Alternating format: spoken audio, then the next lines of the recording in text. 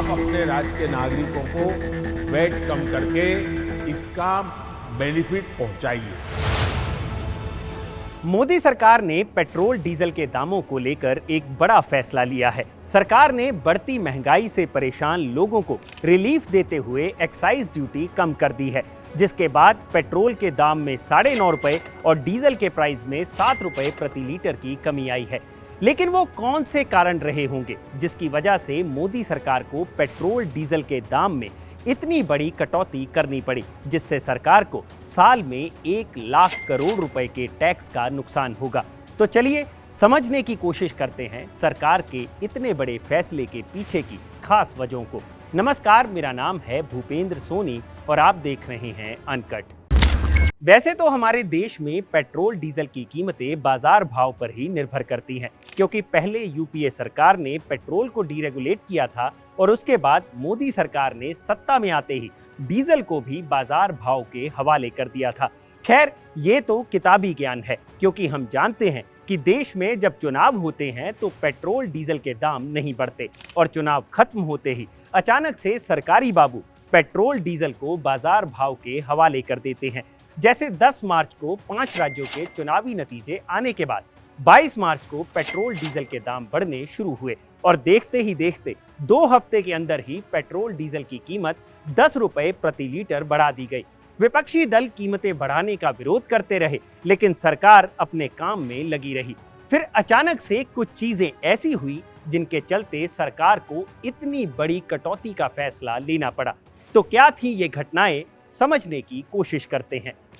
सबसे पहले रिटेल महंगाई ने हर महीने रिकॉर्ड बनाने शुरू किए। आरबीआई की बात करें तो रिजर्व बैंक का ये काम रहता है कि रिटेल महंगाई 2 से 6% के बीच ही रहे, लेकिन पिछले 4 महीनों में रिटेल महंगाई आरबीआई के तय मानक 6% से ज्यादा पर ही बनी हुई है। अप्रैल 2022 में तो रिटेल महंगाई मई 2014 के बाद से सबसे ऊपरी लेवल पर पहुंच गई। अप्रैल में रिटेल इन्फ्लेशन दर 7.79% दर्ज की गई। महंगाई को कंट्रोल से बाहर देखते हुए आरबीआई को मई में मॉनिटरी पॉलिसी कमेटी की एक इमरजेंसी मीटिंग बुलानी पड़ी, जिसमें आरबीआई ने रेपो रेट में 0.40% की बढ़ोतरी का ऐलान किया और 2 साल बाद रेपो रेट 4% से बढ़ाकर 4.40% कर दिया गया। यानी आरबीआई ने अपनी तरफ से महंगाई को कंट्रोल करने का काम शुरू कर दिया। वैसे आरबीआई गवर्नर शक्तिकांत दास अक्टूबर 2021 में पहले ही सरकार को ये कह चुके थे कि महंगाई को कंट्रोल करने के लिए सरकार को पेट्रोल डीजल पर टैक्सेस में कमी करने की जरूरत है, जिसके बाद 4 नवंबर को सरकार ने एक्साइज ड्यूटी कम भी की थी। लेकिन मार्च में दोबारा पेट्रोल डीजल के प्राइसेस में 10 रुपए की बढ़ोतरी ने महंगाई को कंट्रोल करने की आरबीआई की सभी योजनाओं पर पानी फेर दिया था। पेट्रोल डीजल की कीमतों का कितना असर महंगाई पर पड़ता है, ये आप इसी तरीके से समझ सकते हैं कि फ्यूल एंड लाइट कैटेगरी में कंज्यूमर प्राइस इंडेक्स यानी सीपीआई 1 महीने पहले की तुलना में 3.1% से बढ़कर 10.8% पर पहुंच गया।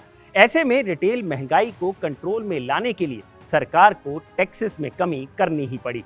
फ्यूल पर टैक्सेस कम करने की अगली वजह लगातार बढ़ती थोक महंगाई को भी बताया जा रहा है। पिछले 1 साल के आंकड़ों पर नजर दौड़ाएं तो आप पाएंगे कि पिछले 1 साल में थोक महंगाई लगातार बढ़ती ही जा रही है। बाकी बची कुची कसर रशिया यूक्रेन वॉर ने पूरी कर दी, क्योंकि फरवरी 2022 में थोक महंगाई में थोड़ी नरमी देखी गई थी, लेकिन वॉर के चलते ये फिर से बढ़ने लगी। अप्रैल 2022 में थोक महंगाई ने एक नया रिकॉर्ड बनाया, जब थोक महंगाई दर 15.08% पर पहुंच गई, जो 1998 के बाद से सबसे ज्यादा थी। अब थोक महंगाई दर आंकी जाती है होलसेल प्राइस इंडेक्स के जरिए और इसमें भी पेट्रोल डीजल की कीमतों का खासा प्रभाव होता है। अब ये WPI कैसे मापा जाता है, इस पर पहले भी हम एक वीडियो कर चुके हैं, जिसका लिंक डिस्क्रिप्शन में है। यानी रिकॉर्ड लेवल पर पहुंची थोक महंगाई को रोकने के लिए भी सरकार को पेट्रोल डीजल पर एक्साइज ड्यूटी कम करने का फैसला लेना पड़ा। तीसरी वजह है खाने पीने की चीजों में एक्सेस महंगाई। भारत में खाने पीने की ज्यादातर चीजें सड़क मार्ग से ट्रांसपोर्ट होती है। ऐसे में डीजल की कीमतें बढ़ने से माल भाड़ा बढ़ता है और भाड़ा बढ़ने से चीजों के दाम बढ़ जाते हैं। CII के डेटा के मुताबिक अगर डीजल की कीमत में 30% की बढ़ोतरी होती है तो माल भाड़ा 25% बढ़ जाता है। यही कारण है कि थोक महंगाई के आंकड़ों में सबसे ज्यादा महंगाई खाने पीने की चीजों में ही दर्ज की गई है।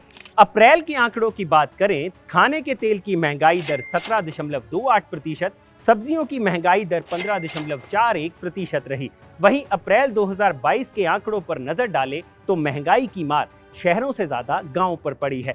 अप्रैल 2022 में रिटेल महंगाई जहां ग्रामीण इलाकों में 8.38% दर्ज की गई, वहीं शहरी इलाकों में महंगाई दर सिर्फ 7.09% रही। यही कारण रहा होगा कि जहां सरकार ने पेट्रोल डीजल के दाम कम किए, वहीं उज्ज्वला योजना के लाभार्थियों को गैस सिलेंडर में 200 रुपए प्रति सिलेंडर की सब्सिडी देने का ऐलान भी किया। तो फाइनेंस की नजर से देखें तो ये वो 3 बड़े कारण नजर आते हैं जिसके चलते सरकार ने पेट्रोल डीजल पर टैक्स कम किया होगा। हालांकि किसी भी सरकार के लिए कोई भी फैसला लेने की सबसे बड़ी वजह होती है वोटरों में उसकी पार्टी की साख बरकरार रखना, और बढ़ती महंगाई के चलते धीरे धीरे मोदी सरकार पर भी उंगलियां उठनी शुरू हो गई थी। और आने वाले कुछ समय में कई राज्यों में विधानसभा चुनाव भी होने हैं, जिनमें पीएम मोदी का गृह राज्य गुजरात भी शामिल है। तो ऐसे में सरकार पर यह भी दबाव था कि वो किसी न किसी तरह जनता को राहत दे, ताकि जनता का मैंडेट उनके साथ बना रहे। क्योंकि भारत एक ऐसा देश है जहां टमाटर प्याज जैसी चीजों के दाम तक ने बड़ी बड़ी सरकारें गिरा दी, तो पेट्रोल डीजल का मुद्दा तो काफी ज्यादा बड़ा है। तो अब आप समझ ही गए होंगे कि आखिर किन कारणों के चलते सरकार ने पेट्रोल डीजल पर एक्साइज ड्यूटी घटाने का इतना बड़ा फैसला लिया। तो जल्दी से इस वीडियो को शेयर करिए और अनकट को सब्सक्राइब करना मत भूलिएगा।